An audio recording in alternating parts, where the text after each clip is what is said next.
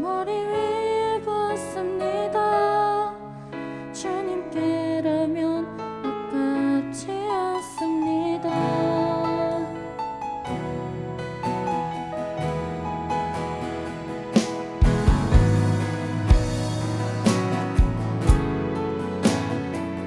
우리 처음부터 고백하겠습니다. 날 위해 십자가에서, 날 위해 십자가에서 깃들이신 사랑, 오늘도 그 사랑 안에 나 거합니다. 주님의 생명 내 안에 있고 주님의 사랑 날 강권하니 나 오늘도 주께 내 삶을 곁드립니다. 다시 한번 처음부터 고백하겠습니다. 날 위해 십자가에서 깃들이신 사랑, 오늘도 그 사랑 안에 나 거합니다. 주님의 생명 내 안에 있고 주님의 사랑 날 강권하니 나 오늘도 주께 내 삶을 깃드립니다. 우주여 내 삶을 깃드립니다. 주 머리 위에 붓습니다. 내 모든 삶과 생명을 주님 얻으소서.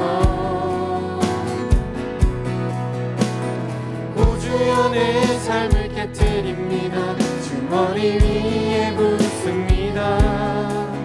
주님께라면 아깝지 않습니다. 오주여 내 삶을 깨뜨립니다. 우주여 내 삶을 깨뜨립니다. 주 머리 위에 붓습니다. 내 모든 삶과 생명을 주님 얻으소서. 우주여 내 삶을 깨뜨립니다. 주 머리 위에 붓습니다. 주님께라면 아깝지 않습니다. 내 눈을 열어주소서. 내 눈을 열어주소서. 참된같이 보도록 내 앞에 계신 주님과 피할 것은 없습니다. 피할 것은 없습니다. 내 손에 남은 것 없이 아낌없이 다 드립니다. 주님 한 분만을 위하여, 한 분만을 위하여 한 방울도 남김없이, 우리 다시 목소리 높여서 종기와 영광을 받으소서. 종기와 영광을 받으소서. 하나님 어린 양 예수, 능력과 부와 지혜와 힘을 얻으소서. 종기와 영광을 받으소서. 하나님 어린 양 예수, 나라와 권세 우리 다시 한번 고백합시다. 종기와 영광을 받으소서. 종기와 영광을 받으소서.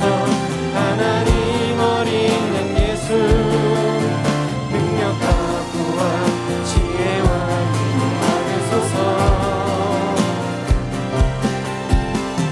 종기와 영광을 받으소서. 하나님 어린 양 예수, 나라와 권세 영광 모든, 우리 다시 고백합시다. 모든 시선을 모든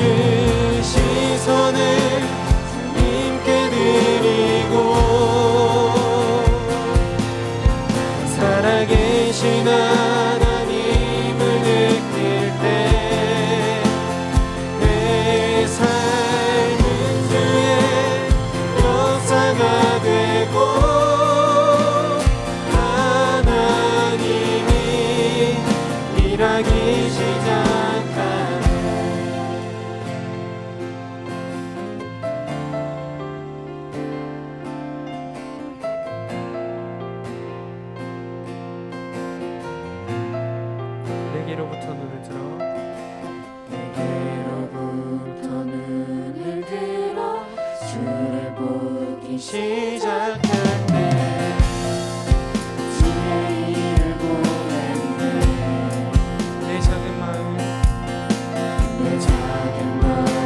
돌이키사 하늘에 꿈꾸게 하네.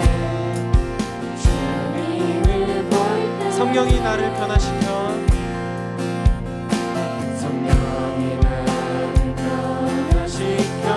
모든 두려움 사라질 때 주의 일을 보겠네. 아멘.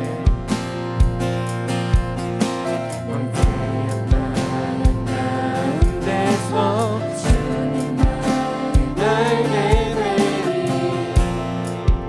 주님을 볼 때 모든 시선을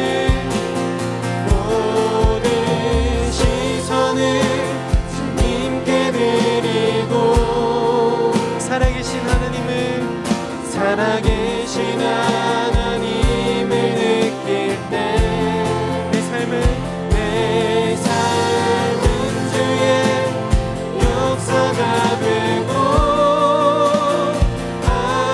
하나님이 일하기 시작. 우리 한 번 더 고백하겠습니다. 모든 시선을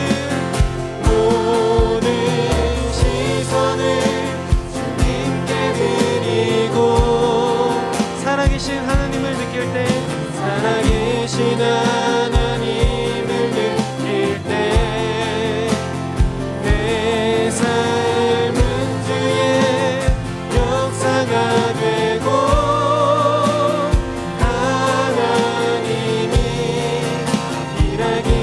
우리 다시 한번 고백하며 나가겠습니다. 모든 시선을 주님께 드리고 전능하신 하나님을 느낄 때 전능하신 하나님을 느낄 때 세상은 주의 나라가 되고 하나님이 일하기. 우리 마지막으로 한 번 더 고백하며 나가겠습니다. 모든 시선을 주님께 드리고 전능하신 하나님을 느낄 때 세상은 주의 나라가 되고 하나님이 일하기 시작. 하나님이 일하기 시작하네. 하나님이 일하기 시작한 하나님이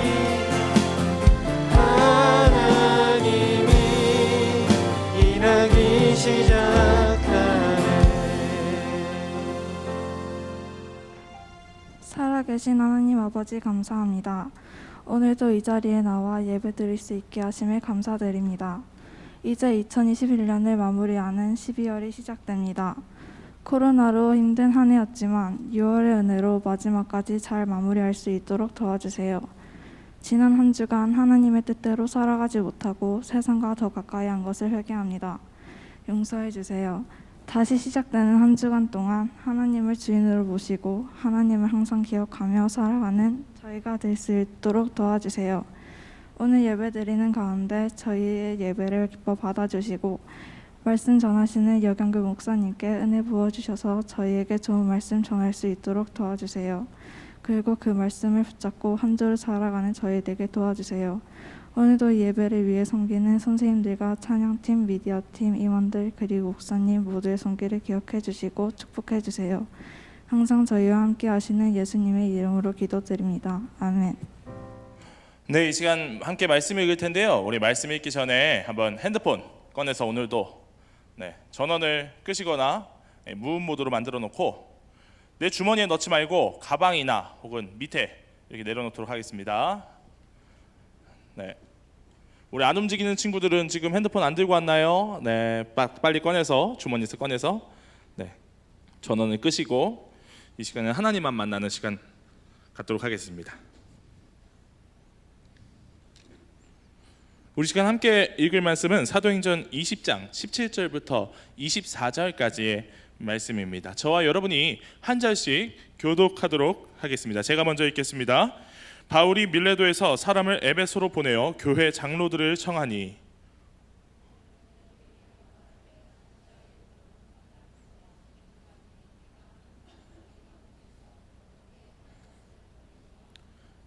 곧 모든 겸손과 눈물이며 유대인의 관계를 인하여 당한 시험을 참고 주를 섬긴 것과 유익한 것은 무엇이든지 공중 앞에서나 각 집에서나 꺼림이 없이 너희에게 전하여 가르치고 유대인과 헬라인들에게 하나님께 대한 회개와 우리 주 예수 그리스도께 대한 믿음을 증거한 것이라.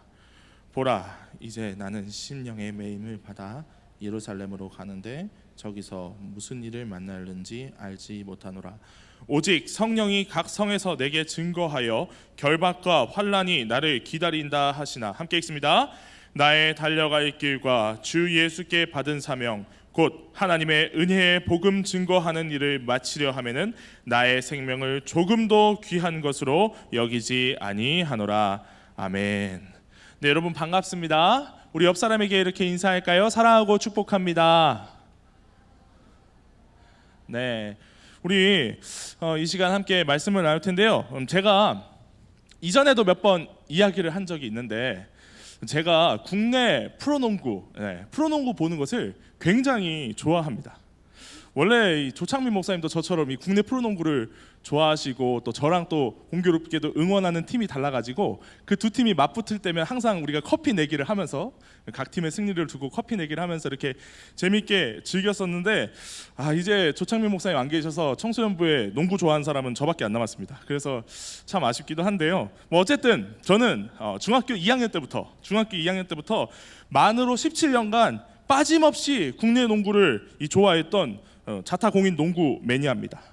그런 제가 좋아하는 팀은 구 인천 전자랜드 현 대구 한국가스공사가 된 대구 한국가스공사 페가수스인데요. 이 팀이 원래 이전에는 인천 전자랜드라는 팀이었는데 이 전자랜드라는 팀이 기업 사정이 어려워지면서 이 구단을 매각을 했어요. 그래서 한국가스공사가 이 팀을 인수하고 연고지도 옮겨서 지금은 대구 한국가스공사가 되었습니다. 뭐 어쨌든 이 팀에는요, 프로로서는 굉장히 특별한 선수로서는 굉장히 특별한 그런 선수가 한 명 있습니다. 제가 굉장히 실력과 관계없이 굉장히 좋아하는 선수인데요. 이 선수가 어떤 선수인지 여러분에게도 좀 더 이렇게 소개를 해드리고 싶습니다. 함께 영상을 보실까요? 평균 득점이 0.7점에 불과한데도 감독이 꼭 필요하다고 네, 말하는 처음부터 다시 선수가 들으세요. 있습니다. 전자랜드의 응원단장을 넘어서 멘탈 코치로 농구에서 평균 득점이 0.7점에 불과한데도 감독이 꼭 필요하다고 말하는 선수가 있습니다. 전자랜드의 응원단장을 넘어서 멘탈 코치로까지 불리는 임준수 선수를 손자용 기자가 만났습니다. 지난 10일 6강 플레이오프 1차전 전자랜드가 20점 차로 크게 앞선 종료 직전 임준수가 득점하자 기립박수가 쏟아집니다. 체육관의 데시벨이 그날 거의 준수가 골 넣고 제일 컸다고 생각하고 있거든요. 승부와 무관한 득점인데 관중보다 동료들이 더 환호한 이유가 있었습니다. 올 시즌 출전 시간을 다 합쳐 고작 48분. 평균 득점은 0.7점에 불과하지만 벤치에선 한순간도 쉴 새 없이 열정적으로 동료들을 응원해온 덕분입니다. 제 기운을 받아서 더 화이팅할 수 있게 긍정적인 에너지 주려고 많이 노력하는 것 같습니다. 소리 많이 지르고 하면은 혈압도 오를 때도 많고, 목소리도 치여서 막 용각산 수시로 먹고 힘듭니다. 올해 프로 6년 차로 만년 후보 임준수. 잘 나가는 입단 동기들을 바라보며 불편한 순간도 있었습니다. 이대성 선수나 전준범 선수가 저보다 후순위로 뽑혔지만 국가대표도 하고 솔직히 많이 힘들었죠. 하지만 자신만의 유쾌한 에너지로 헌신적인 자세로 팀 분위기를 이끌면서 아예 멘탈 코치로 불릴 정도가 됐습니다. MBC 인터뷰 하기까지 많은 동료들이 있었기에 또 제가 후배들한테 수건까지 갖다 주면서 어떤 사기를 돋궈주는 그런 모습들이 멘탈 코치 역할까지 하는 거 아니냐. 또 강호중 감독님도 데리고 오고 싶다 뭐 이런 시기까지도 저는 안 뺏기겠다 뭐 했죠. 구단 매각이 결정돼 전자랜드 유니폼을 입고 뛰는 마지막 시즌. 모든 순간을 잊지 못할 추억으로 만들고 싶습니다. 4강전, 챔프전까지 가면은 그날이 제일 기억에 남을 것 같습니다. 전자랜드 승리 위해서라면은 네, 뭐라도 할 준비가 돼 있습니다. MBC 뉴스 손장훈입니다. 네, 이 임준수라는 선수는요 2013년에 데뷔했지만 경기에는 잘 출전하지 못하고 맨날 벤치에만 앉아있는 선수인데요. 보셨듯이 이 선수의 평균 득점이 몇 점이라고요? 예, 0.7점. 여러분, 이분 축구 선수 아닙니다. 농구는 한 골에 2점이에요.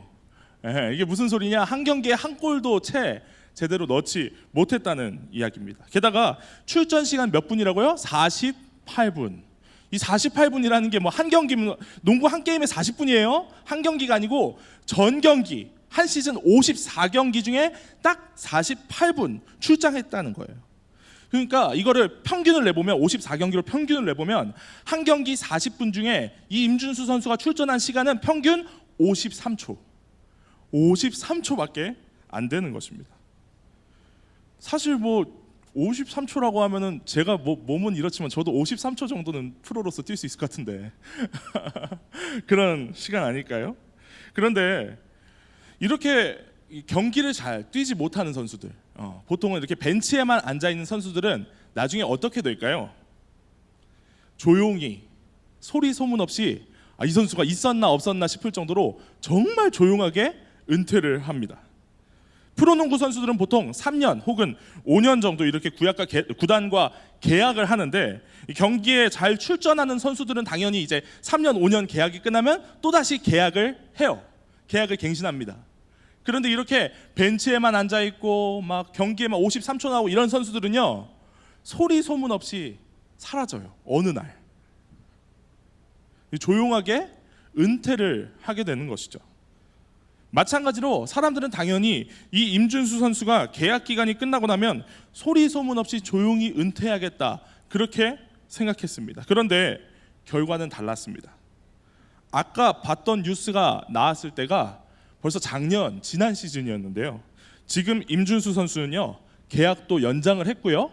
또 심지어 팀의 부주장이 되었습니다. 네, 팀의 부주장을 맡아서 이 전체 선수단의 2인자 역할을 지금 하고 있는 거예요. 여러분 어떻게 그렇게 되었을까요? 이 임준수 선수가 갑자기 농구 실력이 확 늘어서 그렇게 된 걸까요? 아니요, 그렇지 않습니다. 지금도 이 임준수 선수는 한 경기에 5분 나오면 많이 나왔다 싶을 정도로 경기에 나올까 말까 하는 그런 선수입니다. 그럼에도 불구하고 이 임준수 선수가 계약을 연장하고 또 심지어 팀의 부주장까지 될 수 있었던 비결은 뭐예요? 자기가 속한 자리에서 자기가 할 수 있는 최선을 다했던 것. 자신의 상황과 환경에 상관없이 나는 이 팀을 위해서 내가 할 수 있는 최선을 다한다는 그 사명감 덕분에 임준수 선수는 계약도 연장하고 또 팀의 부주장이 될 수 있었습니다. 참 어떻게 보면 굉장히 마음이 힘들 수도 있잖아요. 농구 선수가 몸에 좋은 거 챙겨 먹어야지. 홍삼, 인삼, 붕어즙, 흑염소 이런 거 챙겨 먹고 경기를 뛰어야 되는데 아까 임준수 선수 뭐 먹는다고 했어요? 용각산. 여러분 용각산 뭔지 잘 모르세요? 우리 선생님들은 다 아시는데 용각산. 이 목이 아플 때 가래가 끓을 때 이 목에 좋은 약입니다. 약. 이 몸에 좋은 약이 아니라 목에 좋은 약을 먹으면서 자기 팀 선수들을 벤치에서 막 소리 질러가면서 응원하는 그런 역할을 하면서 임준수 선수 마음이 어땠을까요? 사실 참 비참하지 않았을까요? 나는 왜 경기에 나가지 못하는 걸까? 감독님은 왜 날 내보내주지 않으시는 걸까? 그런 생각이 들지 않았을까요? 그런데 임준수 선수는 그런 상황과 환경 속에서도 자신의 사명을 기억했던 거예요. 내가 해야 할 일이 무엇인가? 지금 이 상황 속에서 내가 해야 할 일이 무엇인가? 여러분, 농구 선수에게 주어진 사명이 뭘까요? 농구 선수의 사명이 뭘까요?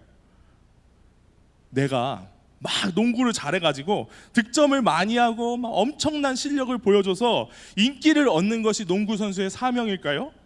물론 실력이 좋아서 사람들에게 막 서포트라이트를 받으면서 인기 있는 선수가 되면 더 좋죠. 돈도 많이 벌고 유명해지고 더 좋죠. 그러나 그 이전에 가장 기본적인, 가장 근본적인 선수의 사명은 뭐냐면 바로 내가 소속된 팀이 경기에서 승리할 수 있도록 최선을 다하는 것. 내가 잘하는 것보다 더 중요한 것은 내가 소속된 팀이 경기에서 승리할 수 있도록 나의 최선을 다하는 것. 그게 바로 농구 선수의 사명입니다. 그런 선수들이 있어요. 내가 막 농구를 엄청 화려하게 해요. 막 드리블 막 이렇게 하고 막 덩크하고 막 혼자서 개인기 막 부리고. 그런데 팀은 꼭 지게 만드는 선수가 있어요. 그런 선수들이 진짜 있어요. 그런 선수라면 아무리 농구를 잘해도 그 선수의 가치는 확 떨어질 수밖에 없습니다. 이 임준수 선수는 그런 자신의 사명을 너무나도 잘 알고 있던 그런 선수였습니다. 그래서 나는 전자랜드 승리를 위해서 뭐라도 할 준비가 되어 있다. 경기에 잘 출전하지 못하는 상황 속에서 이렇게 말하는 거예요. 나는 전자랜드의 승리를 위해서 뭐라도 할 준비가 되어 있다.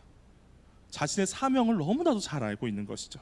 그래서 비록 경기에는 나가지 못할지라도 그 벤치에 앉아서 우리 팀 선수들 막 후배들이 골을 넣을 때마다 막 펄쩍펄쩍 뛰면서 소리를 지르고 막 응원을 하고, 작전 타임이 되면요 선배 선수들뿐만 아니라 후배 선수들을 위해서 막 땀수건을 막 챙겨주는 거예요. 땀수건을 챙겨주고 막 음료수를 챙겨주고 정말 그런 걸 다 챙겨줄 정도로 팀을 헌신적으로 돕는 것입니다. 그걸 워낙 잘하다 보니까 이제는 같은 팀 선수와 감독님들뿐만 아니라 다른 팀 감독님까지 야, 저 선수 탐난다 이렇게 말할 정도로 너무너무 훌륭한 프로 농구 선수로서 지금도 팀의 한 자리를 차지하고 있습니다. 여러분이면 어떠셨을 것 같아요? 만약에 제가 저 임준수 선수 같은 상황이었으면 참 비관적인 생각이 들었을 거예요. 아, 내가 이러다가 얼마 안 있어서 그냥 은퇴하겠구나. 그래서 농구를 더 잘할 생각보다는 나중에 되면 그런 생각을 먼저 했을 것 같아요. 나 이제 은퇴하면 뭐 하지? 은퇴하면 뭐 하지? 그걸 생각하면서 하루하루 은퇴 날만 기다렸을 것 같습니다. 그러나 그런 상황과 환경 속에서도 결코 잊어버리지 않았던 그 자신의 사명, 그 선수로서의 사명, 팀의 승리를 위해서 나는 뭐든지 한다.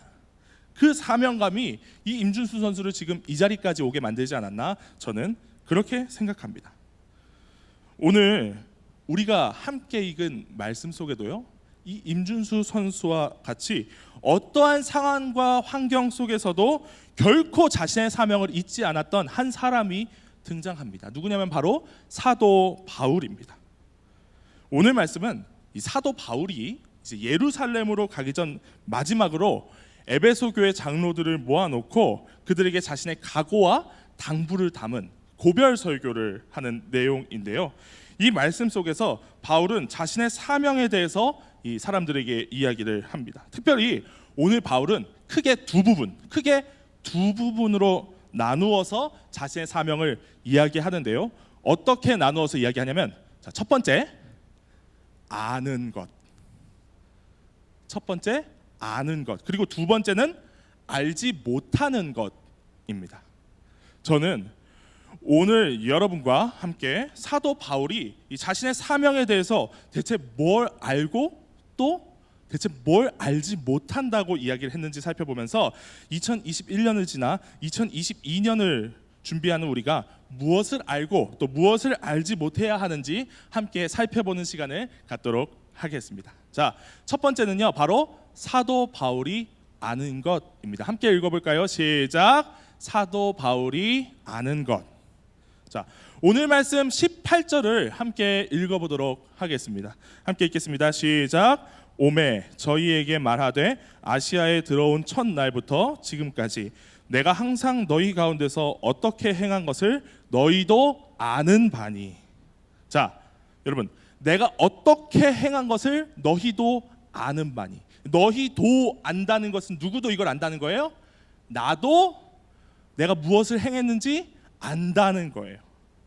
사도 바울 자기 자신도 이 사실을 안다고 얘기하는 것이죠. 그럼 구체적으로 이 사도 바울이 안다고 이야기하는 것이 뭘까요?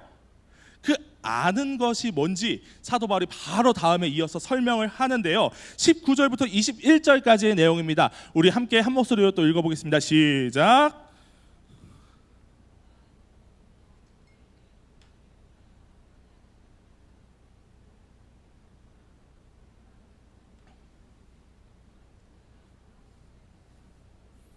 너희에게 전하여 가르치고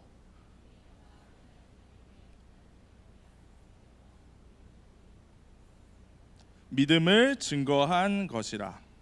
자, 사실 이 말 딱 봤을 때 이 문장 구조가 복잡해서 사도 바울이 무슨 이야기를 하고 싶은 건지 바로 이해가 안 돼요. 그래서 절마다 이 앞에 꾸며주는 이 수식어들을 빼고 이 서술어만 나열을 한번 해봤습니다. 보니까 사도 바울이 아는 것은 딱 세 가지예요. 뭐예요? 주를 섬긴 것과 그리고 전하여 가르친 것, 그리고 마지막으로 믿음을 증거한 것. 이 세 가지. 주를 섬긴 것, 전하여 가르친 것, 믿음을 증거한 것. 사도 바울이 자신이 알고 주변 사람들도 다 안다고 말하는 것은 뭐냐? 바로 이 세 가지라는 것입니다. 그런데 이 세 가지 앞에 수식어가 달려요. 뭐냐? 곧 모든 겸손과 눈물이며 유대인의 관계를 인하여 당한 시험을 참고 주를 섬긴 것. 그러니까 사도 바울이 주를 섬기긴 섬겼는데 어떻게 섬겼어요? 이 어려운 상황들을 내가 다 견뎌가면서 참으면서 주를 섬겼다는 거예요. 그리고 두 번째, 유익한 것은 무엇이든지 공중 앞에서나 각 집에서나 꺼림이 없이 너희에게 전하여 가르치고. 그러니까 유익한 것은 무엇이든지 내 앞에 누가 있든지 얼마나 많고 적은 사람이 있든지 어떤 사람이 서 있든지 나는 상황과 환경에 관계없이 전하여 가르쳤다라는 이야기죠. 그리고 마지막으로 세 번째, 하나님께 대한 회개와 우리 주 예수 그리스도께 대한 믿음을 증언했는데 누구에게 증언했어요? 유대인과 헬라인. 유대인과 헬라인. 그러니까 이런 얘기예요. 내가 흑인이든지 백인이든지 그게 한국인이든지 미국인이든지 뭐 중국인이든지 어떤 사람이든지 상관없이 가르쳤다 라는 이야기입니다. 그래서 종합해서 정리하자면 뭐냐? 사도 바울은 자신에게 감당할 수 없는 시험, 막 사람들이 침을 뱉고 돌을 던지고 옥에 가두고 잡아 죽이려 하고 이런 어떠한 시련이 오더라도 그 상황과 환경에 상관없이 나의 사명을 지켰다, 나의 사명을 지키는 삶을 살았다 라는 이야기입니다. 사도 바울이요, 왜 그런 힘든 상황과 환경 속에서도 자신의 사명을 잊지 않고 그 사명을 지키는 삶을 살았는지 여러분 아십니까? 이 세 가지가요, 바로 예수님께로부터 받은 사도 바울의 사명이었기 때문에 그렇습니다. 우리 사도행전 9장 15절의 말씀 함께 보도록 하겠습니다. 함께 읽겠습니다. 시작. 주께서 가라사대 가라, 이 사람은 내 이름을 이방인과 임금들과 이스라엘 자손들 앞에 전하기 위하여 택한 나의 그릇이라. 아멘. 여러분, 이게 뭐라고요? 예수님께로부터 받은 사도 바울의 사명. 이 예수님의 사명을 어떻게 받았냐면, 사도 바울 여러분 어떤 사람인지 아세요? 주일학교 안 나오셨어요?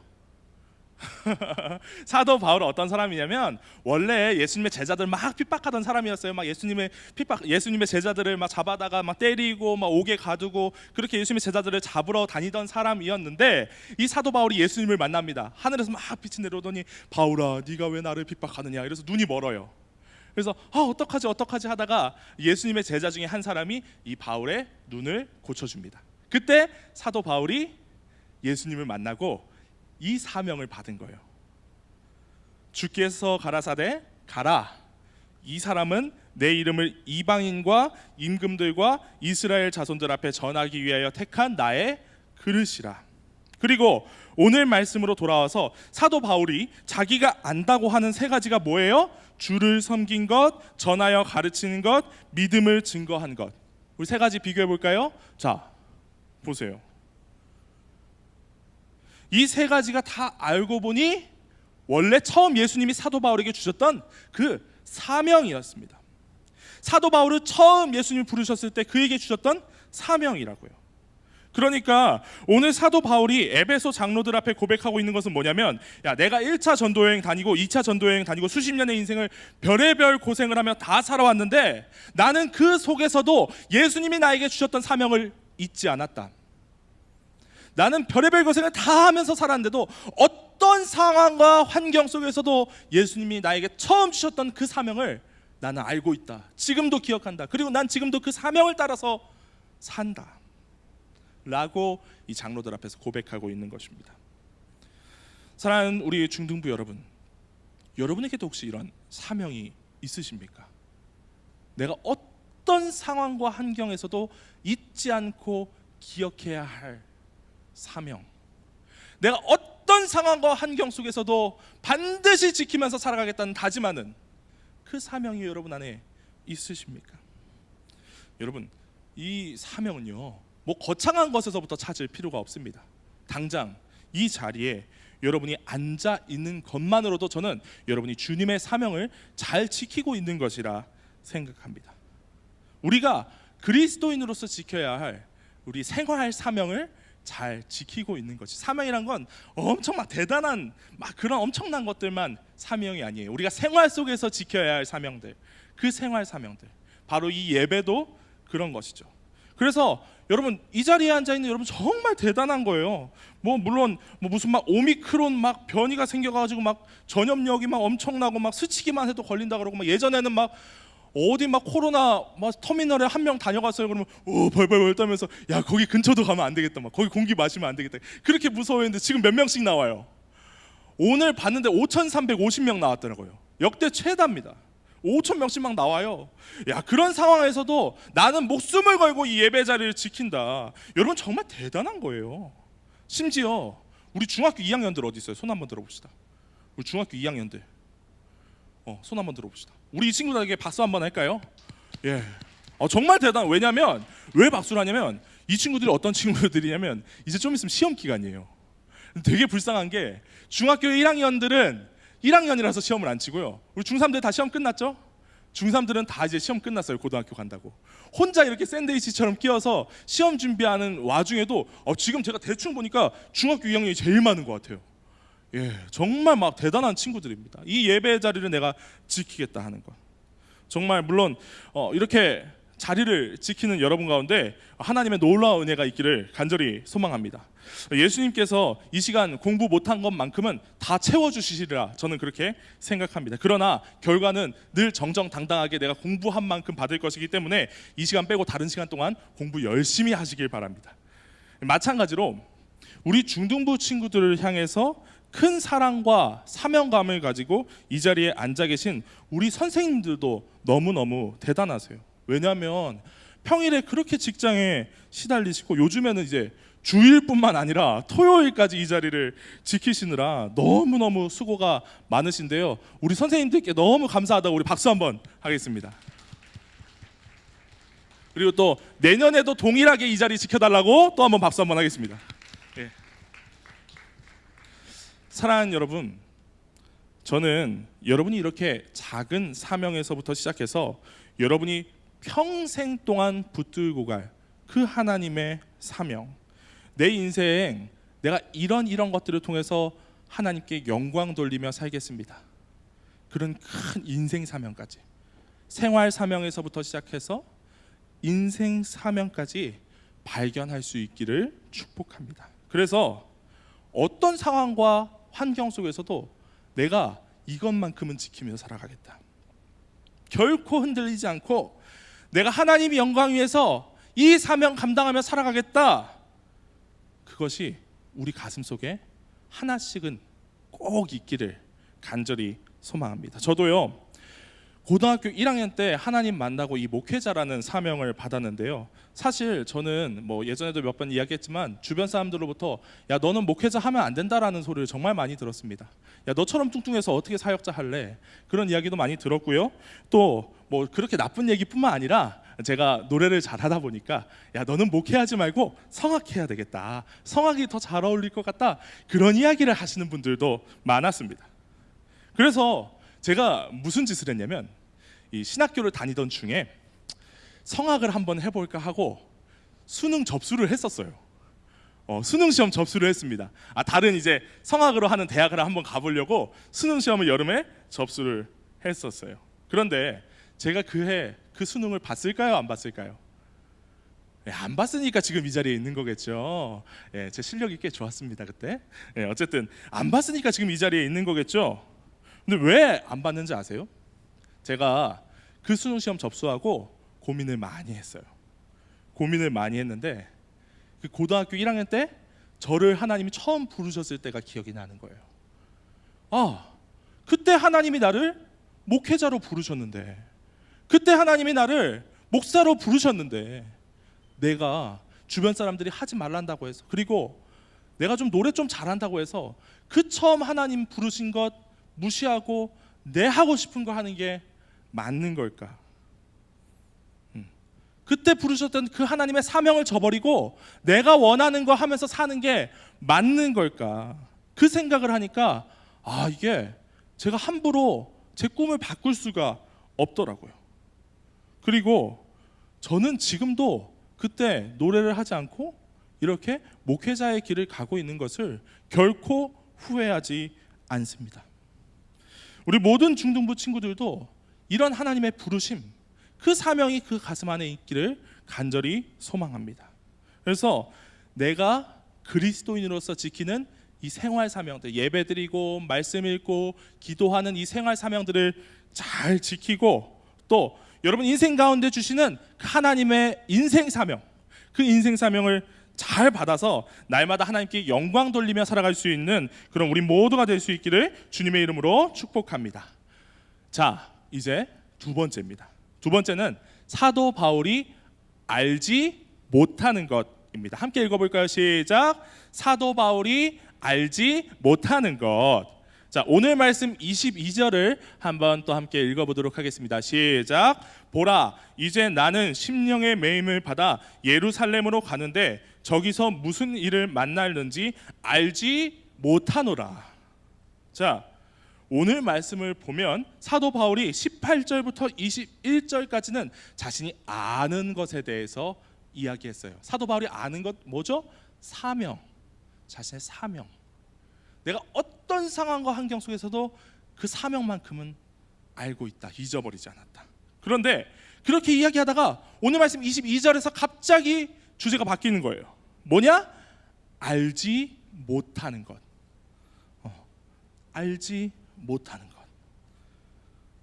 이 두 가지의 내용을 사도 바울은 대비시키고 있습니다. 이제 넘어가서 사도 바울이 알지 못한다고 말하는 것이 무엇인지 우리 함께 보겠습니다. 이게 참 재밌는 게요, 이 사도 바울은 예루살렘으로 가면서 자기가 무슨 일을 만났는지 알지 못하노라 라고 이야기를 하는데, 그런데 정말 이 사도 바울이 자기가 무슨 일을 당할지 알지 못했을까요? 바로 다음 절에 스스로 이야기를 합니다. 한번 볼까요? 자, 함께 읽어보겠습니다. 시작. 오직 성령이 각 성에서 내게 증거하여 결박과 환난이 나를 기다린다 하시나. 네, 여러분 사실 앞에 이야기한 것과 지금 이야기가 맞아요? 안 맞는 내용이죠. 여러분, 사도 바울이 예루살렘으로 가면서 정말 자기가 당할 일이 무엇인지를 알지 못했을까요? 아니요, 사도 바울은 알고 있었습니다. 이미 알고 있었어요. 뭐라고 이야기해요? 성령이 내게 가르쳐 주셨다. 성령이 내게 가르쳐 주셨다. 결박과 환난이 나를 기다린다는 사실을 성령이 가르쳐 주셨다. 사도 바울은 이미 알고 있었습니다. 내가 예루살렘에 가면 어떤 일들을 만나야 하는지, 내가 예수님의 사명을 따라 살면 어떤 일을 당해야 하는지 이미 알고 있었습니다. 그런데 그걸 알면서도 나는 알지 못하노라 라고 이야기를 해요. 여러분, 이게 무슨 의미예요? 사도 바울은요, 자신이 당할 고난에 대해서 이미 알고 있지만 알지 못하기로 결정한 것입니다. 이미 알지만, 다 알고 있지만 그냥 알지 못하기로, 알지 않기로 결정한 것입니다. 우리도 보면요, 그럴 때가 있습니다. 살면서 이 뻔히 예상이 되는 것들이 있잖아요. 막 불안한 거죠. 아, 내가 지금 이 예배의 자리를 지키느라 학원을 못 가면, 공부를 못 하면, 아, 남들은 지금 이 시간에 또 막 앉아서 공부를 하고 있는데 막 불안한 거예요. 코로나가 막 5,300명씩 늘어나고 오미크론 변이가 생기고 그런 것들이 막 위험하다던데 너무 막 불안한 거죠. 그런데 사도 바울은 그렇게 불안하고 힘든 상황들을 뻔히 다 알고 있지만 그냥 알지 못하기로 결정한 것입니다. 알지 않기로, 알지 못하기로 결정한 것입니다. 왜요? 내가 그 사실을 아는 것이, 내가 그 사실을 알고 계속 묵상하고 생각하고 곱씹고 하는 것이 하나님의 사명을 감당하는 데 방해가 되기 때문에, 주님이 내게 주신 사명을 감당하는데 방해가 되기 때문에 이제 그냥 더 이상 알지 않기로, 알지 못하기로, 알아도 모르는 것으로 더 이상 생각하지 않기로 끊어내고 결정하고 나아가는 것입니다. 저도요, 이 사명을 감당하면서, 사실 주님께서 그렇게 고등학교 1학년 때 저에게 이 사명을 주셨다고 이야기하지만 이 사명을 감당하면서 가끔 시험에 들 때가 있습니다. 저에게는 사랑하는 동생이 한 명 있는데요. 대학 때까지는 이 친구가 요리를 전공하다가 실제 이제 요리 업장에 가서 보니까 너무 힘든 거예요. 막 불 앞에서 일하는 게 저처럼 등치가 산만해가지고, 저 같은 사람이 또 문제가 뭐예요? 땀을 많이 흘린다는 거예요. 그런데 저 같은 사람이 불 앞에 가가지고 맨날 하루 24시간 불 만지면서 요리를 한다고 생각해 보세요. 얼마나 힘들겠어요. 그러니까 힘들고 이제 일을 바꿨습니다. 무슨 일을 하냐면 핸드폰을 파는 일을 해요. 쉽게 말해서 폰팔이를 한다는 것이죠. 예. 뭐 근데 제가 이렇게 말하니까 되게 얕잡아 말하는 것 같은데 KT의 정직원이에요. KT 매장의 정직원으로서 지금은 부점장까지 달았습니다. 정말 열심히 해서.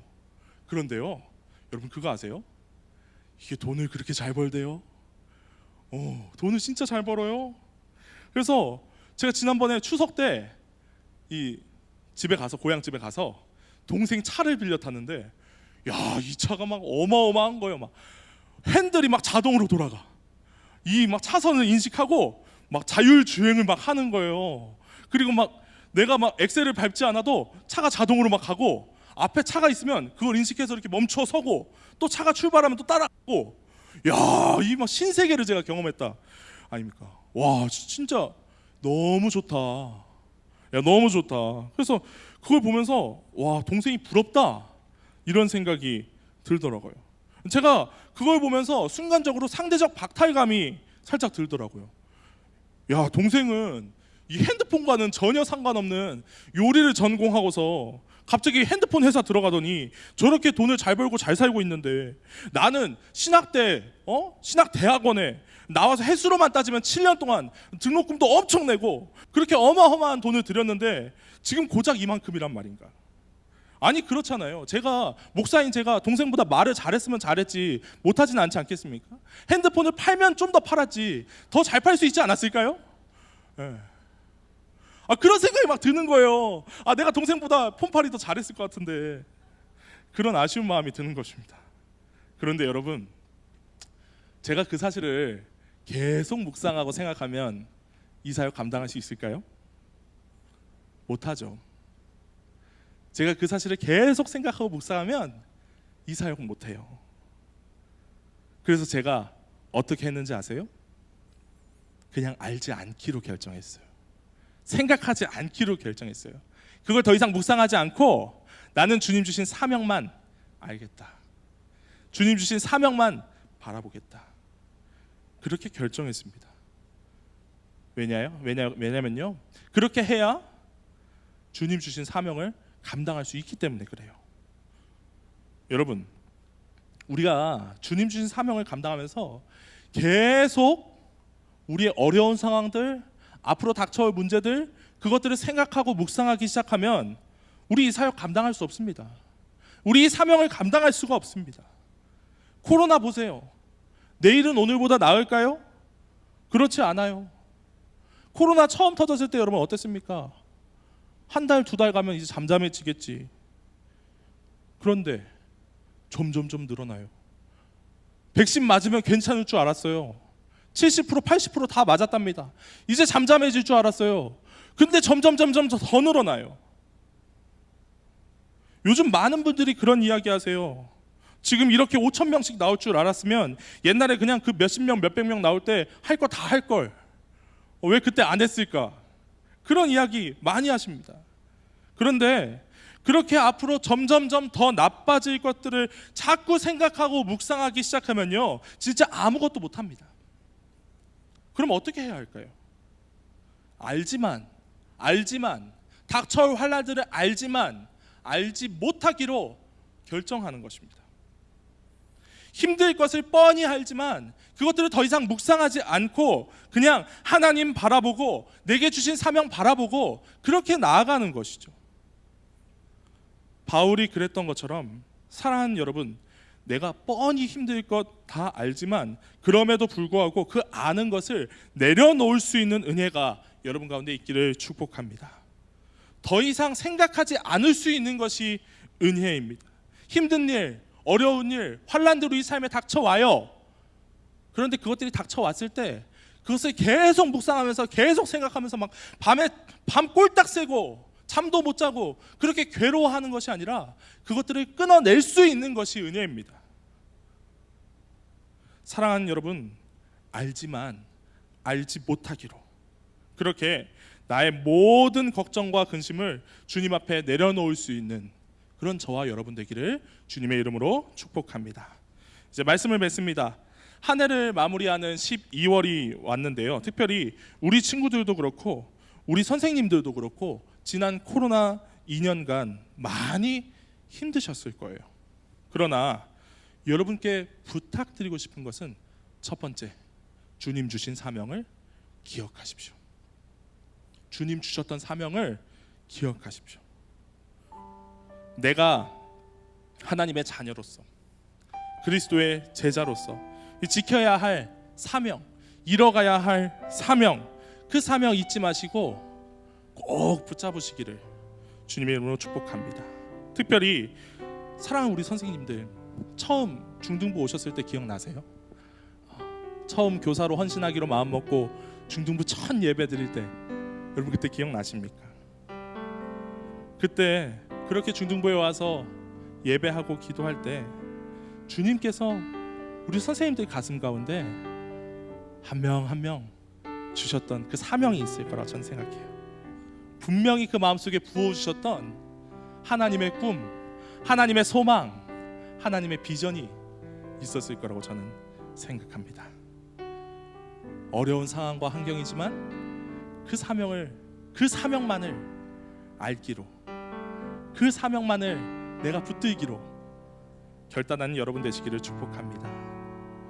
두 번째 부탁드리고 싶은 것은 사명 외에 다른 것, 사명 외에 다른 것은 알지 않기로, 알지 못하기로 그렇게 결단하시기를 소망합니다.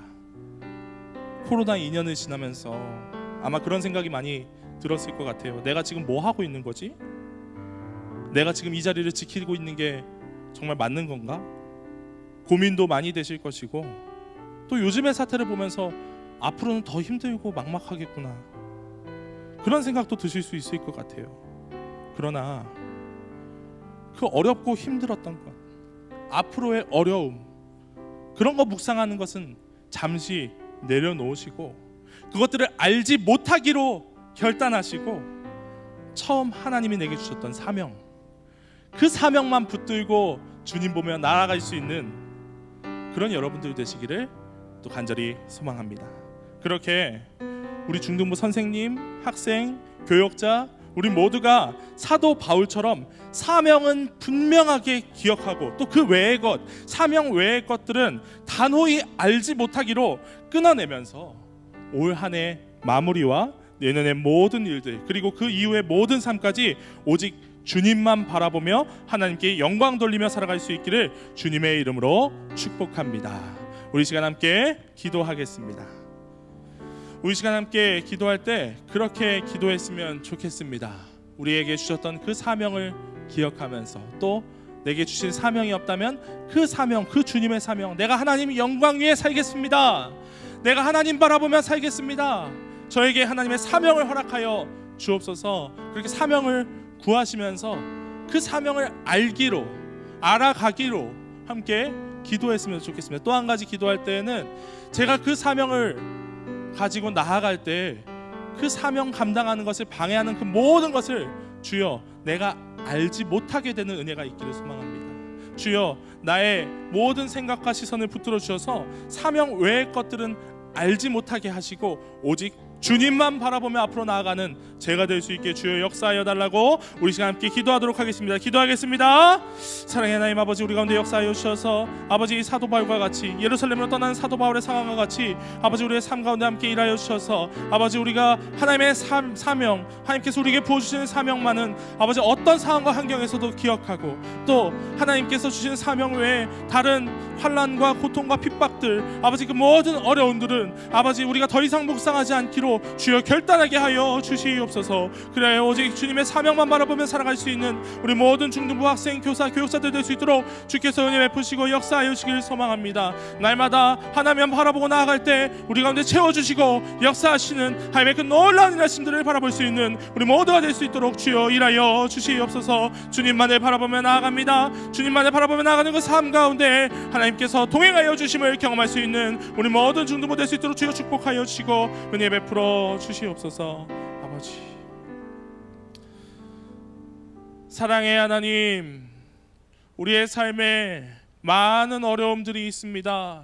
특별히 이 시대 참 어려운 시대를 보내고 있습니다. 세상은 점점 더 혼란해집니다. 점점 더 많은 확진자가 나오고 있고 또 점점 더 치명적인 변이들이 아버지 일어나고 있습니다. 하나님, 그럴 때 우리를 지켜주셔서 우리가 오직 주님의 사명만을 알고 나아갈 수 있도록 우리를 유월의 은혜로 붙들어 주옵소서.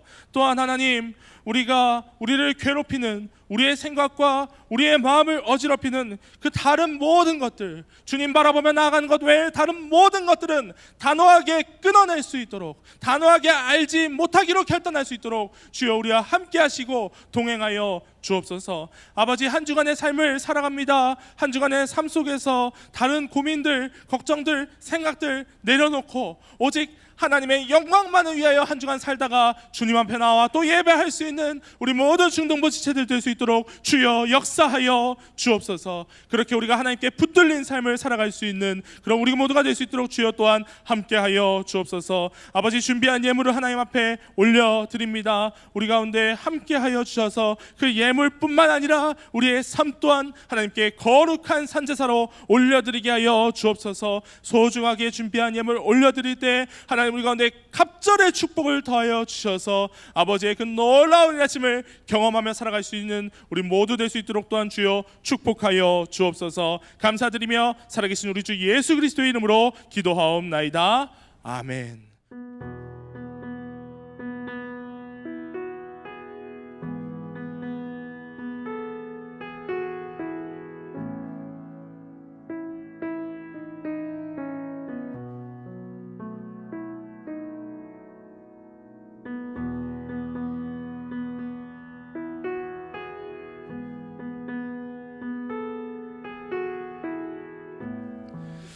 이제는 우리 주 예수 그리스도의 은혜와 하나님 아버지의 놀라우신 사랑하심과 성령님의 감동, 교통, 역사하심이 사도 바울처럼 내 사명만 알기로 그 외의 것은 알지 못하기로 결단하며 살아가는 우리 모든 중등부 지체 가운데 지금으로부터 영원토록 함께 있을지어다. 아멘.